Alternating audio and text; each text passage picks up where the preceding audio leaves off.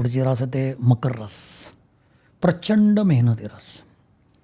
Focus काय करायचं माहिती आहे आयुष्यामध्ये. थोडंसं कौटुंबिक गोष्टीकडे कल कमी असतो यांचा.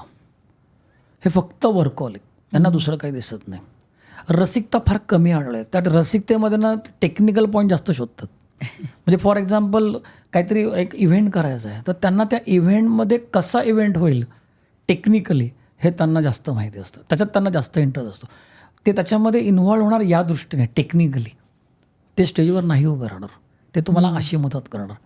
पैसा चांगला असतो, व्यवस्थित असतो, प्रचंड मेहनती, खूप मेहनत करतात, मेहनतीचं फळ पण मिळतं त्यांना. क्रिएटिव्ह पण असतात, खूप क्रिएटिव्ह असतात, त्यांना खूप काय काय काय काय विचार येत असतात. पण परत वर्कहॉलिक, त्यामुळे थोडं कुटुंबाकडे लक्ष, थोडंसं त्यांचे पॅशनच वेगळे असते. त्यामुळे या राशींना मी सांगेन की 2026 थोडं कुटुंबाकडे पण लक्ष द्या आणि स्वतःच्या हेल्थकडे. हेल्थचे पण त्यांना खूप इश्यू असतात आणि ना साधारण एक 40-50 वयानंतर हे हेल्थ इश्यू दिसायला लागतात. पण त्यांच्याकडे एक प्रॉब्लेम असतो, म्हणजे अंगावर काढणे हा जो काही प्रकार असतो, लक्ष नाही द्यायचं, कामच करत राहायचं. असं करायचं नाही त्यांनी, की फार वेगळं पिक्चर मग तयार होतं. सगळं मिळतंय पण आरोग्य नाही आहे आपल्याकडे. आणि एनर्जीचं इयर आहे 2000, त्यांनी ते ऑपॉर्च्युनिटी ग्रॅबच करायचे. त्यांना अतिशय खूप चांगलं वर्ष जाणार आहे 2026. खूप चांगलं वर्ष जाणार आहे. पण त्याचे ऑपॉर्च्युनिटी ते त्यांनी ग्रॅब केली पाहिजे सगळ्या दृष्टीने. फक्त फॅमिलीकडे थोडंसं लक्ष देणं त्यांना अत्यंत गरजेचं आहे. म्हणजे आपले मुलं काय करतात, काही वेळेला फोकस हलतो की फक्त बिझनेस करत आहे, बायको बघते ना, आपण नाही बघायचं. त्यामुळे मकर राशीने कुंभ राशीची विवाह करू नये. मकर राशीने वृषभ राशीची विवाह करा. कारण काय, दोघं क्रिएटिव्ह माइंड आहेत, पण हा टेक्निकली जाणार आहे वृषभ रास सांभाळून. हे सगळं म्हणजे इतकं छान आहे वृषभ रास या सगळ्यांमध्ये. म्हणजे माझी सगळ्यात आवडती रास वृषभ रास आहे, की मला आवडते ती रास, की छान ते सगळं दोन्ही बॅलन्स करतात. माणसं पण बॅलन्स करतात, आर्थिक पण बॅलन्स करतात, सगळंच बॅलन्स करतात. आणि मला वाटतं की मकर राशीच्या व्यक्तींनी फक्त वर्कहॉलिक न राहता थोडं कुटुंबाकडे लक्ष द्यायचं, की जेणेकरून त्यांना त्याचा पुढच्या येणाऱ्या वर्षामध्ये खूप चांगला फायदा होईल. मकर राशीच्या लोकांना आपण शिवउपासना सांगितलेली आहे. त्यांनी शिवउपासना जरूर करावी जेवढं. आणि यांच्यामध्ये ना एक चांगला गुण असतो, तो म्हणजे ते तुम्ही सांगितलं ना तर ते ऐकणार. खूप छान गुण असतो. त्यांना ते पटलं ना, लॉजिकली पटलं त्यांना, तर ते आयुष्यभर करणार. म्हणजे माझ्याकडे समजा कोण मकर राशी झाला आणि माझ्या गुरुजी मी काय करू, मला देवाचं काहीतरी सांगा, मी सांगितलं तू शंकराचं कर, बाय डिफॉल्ट तो करणार. मग ती व्यक्ती कुठेही असू देत जगामध्ये. त्यामुळे ह्यांना ते टेक्निकली पटलं पाहिजे, लॉजिकली पटलं पाहिजे. ही जी काही स्पिरिच्युअल पॉवर आहे युनिवर्समध्ये ती पटली पाहिजे, तरच त्यांना ते करणार. पण त्याचा त्यांना नक्की फायदा होईल 2026मध्ये.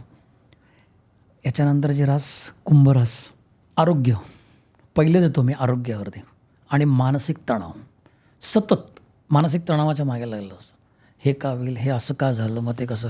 ह्यांना ना असं ग्रुपमध्ये राहायची खूप आवड असते. आणि ह्यांचा ना दर 4 वर्षांनी उत्कर्ष होतो असं निदर्शनास आलेलं आहे. दर 4 वर्षांनी जसा गुरु बदलतो तसा ह्यांचा उत्कर्ष सुरुवात होते हळूहळू. आणि दर 4 वर्षांनी ह्यांना त्या गुरुचा फायदा होतो. बडबड हा एक मोठा पॉईंट यांच्यामध्ये असतो. त्यांना सतत बोलायचं असतं, पण काही वेळेला त्याचा डिसएडव्हान्टेज पण होतो. तर येणाऱ्या वर्षात त्यांनी ते थोडं कंट्रोल करावं, की काय वेळेला खूप गोष्टी निघून जातात तोंडात आणि नंतर पश्चात्तापाची पाळी येता कामा नये. म्हणून त्यांनी बोलण्यावर नियंत्रण ठेवावं, तसंच आरोग्यावर नियंत्रण ठेवावं, खाण्यावरती नियंत्रण ठेवावं. कारण खाणं पिणं हा पण त्यांचा वीक पॉईंट आहे.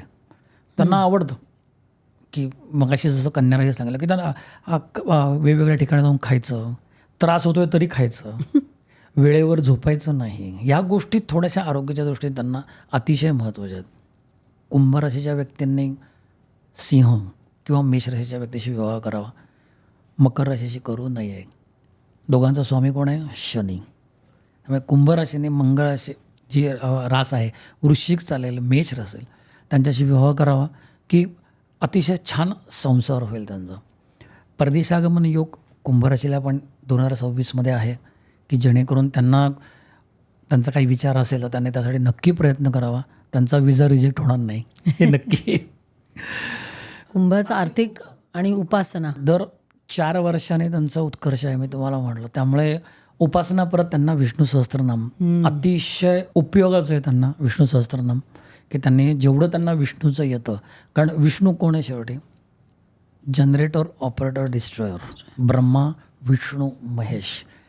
त्याच्यामध्ये जो ऑपरेट करतो आहे हे युनिवर्स तो विष्णू आहे आणि त्यांना अशाच ऑपरेटरची गरज आहे की तो हे सगळं ऑपरेट करणार आहे त्यांच्या पत्रिकेमधलं. त्यामुळे त्यांनी विष्णू सहस्त्रनामावली वाचावी, ऐकावी. मग श्रवण करणं ही पण एक मेडिटेशन आहे एक प्रकारचं. श्रवण करावं ते आणि त्याचं त्यांना नक्कीच फळ मिळेल. ही क्लिप शेवटपर्यंत बघितल्याबद्दल खूप खूप धन्यवाद. संपूर्ण एपिसोड बघण्यासाठी खाली दिलेल्या लिंकवर क्लिक करा आणि सर्व काही चॅनलला सबस्क्राईब करायला विसरू नका.